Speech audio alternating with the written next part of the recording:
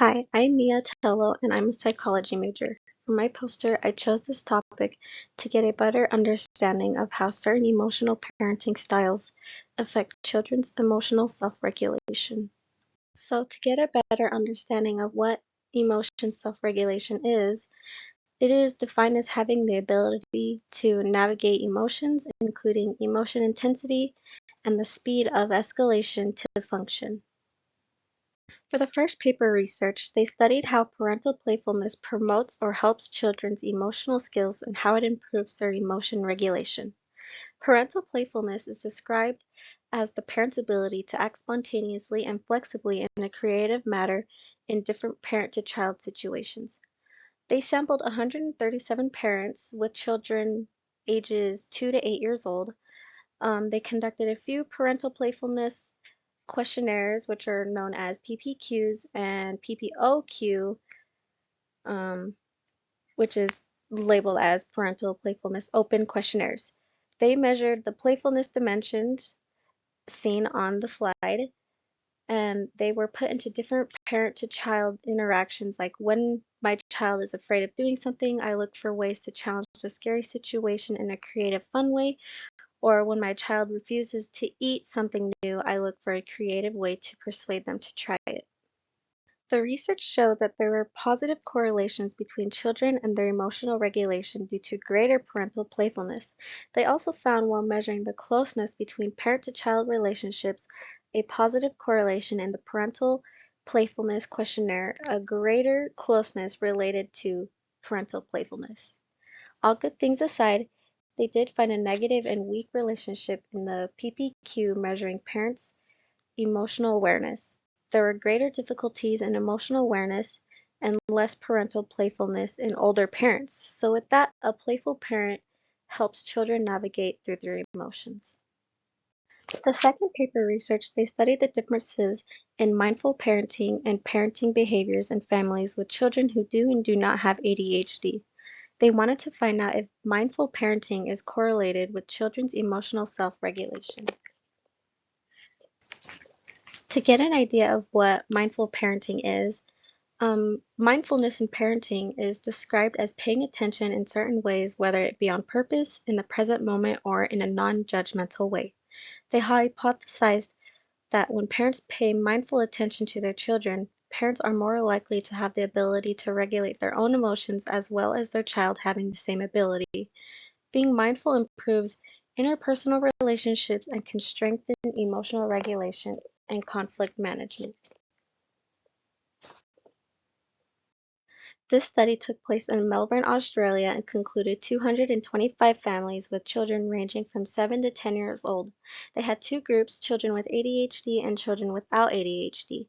They found that higher levels of mindful parenting had lower levels of psychological distress, meaning that there was less anxiety or tension within the parents. They also measured parent behaviors, and the studies showed that parental warmth and consistency had higher levels of mindful parenting, which resulted in lower levels of angry parenting. So if parents exhibit angry parenting, the child is more likely to have lower levels of self-regulation, which is considered dysregulation. Mindful parents with ADHD children are more likely to feel less stress and can regulate their emotions, rather than parents that are not mindful will tend to struggle. So having the parental warmth and overall just paying attention to your child is so important and is super effective. Lastly, in my final research, they studied the relations between maternal emotional regulation, emotional parenting behaviors, and child emotional regulation. This concept is typically surrounded by the awareness of emotional experiences and how one can modify the responses to these situations like demands and goals. Maternal emotional regulation consists of emotional expressivity, lability, and coping behaviors.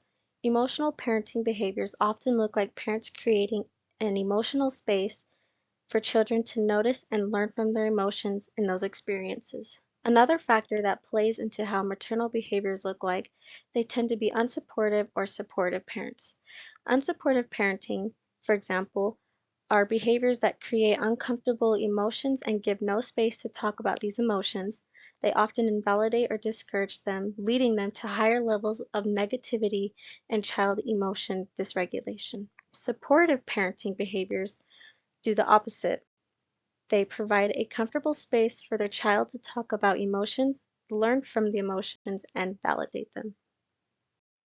Here they studied 64 dyads, 26 boys and 38 girls ranging from 8 to 11 years old.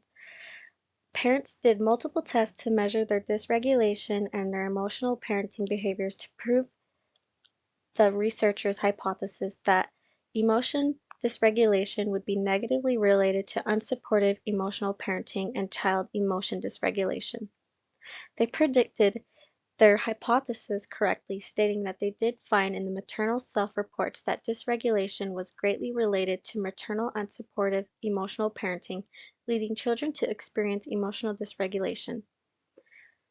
To conclude, maternal emotional regulation does positively relate to supportive parenting, and it positively impacts children to have the ability to self-regulate. Mothers who experience overwhelming emotions tend to have limited coping resources, which results in dysregulation within themselves and them projecting it onto their children, making it more difficult to support their children's emotional needs and experiences. Addressing the enduring themes of child development that I think are related to this research, I chose the active child, how children shape their own development, and mechanisms of change, how does change occur. Emotional regulation plays a part in these themes because children can change, whether it be with the help of parental warmth and effortful attention, or by themselves if they are in a safe and healthy environment and have the skills to self-regulate. For example, being in an unsupportive environment certainly affects children negatively, which changes a child's behavior and emotional state and even the closeness with their parents. So for the take-home message, mindful parenting, parental playfulness, healthy parenting behaviors, and maternal warmth are so important and are crucial in child development. I learned that there was such a word for collective wanted attention towards someone, and it was mindful parenting. Mindful parenting reduces behavioral problems and even improves anger management by having the skills to handle stressful events without escalating to anger. Children who lack supportive or involved parents often have a hard time regulating their own emotions, which can lead to anxiety or depression. Positive mindful parenting behaviors help children better understand their emotions and can reduce anxiety and depression. Having the ability to emotionally self-regulate is so important for everyday life tasks, whether it be in children, teens, or adults. Thank you for watching my presentation, and I hope you enjoyed it. Here are the references I used in doing my research for the poster.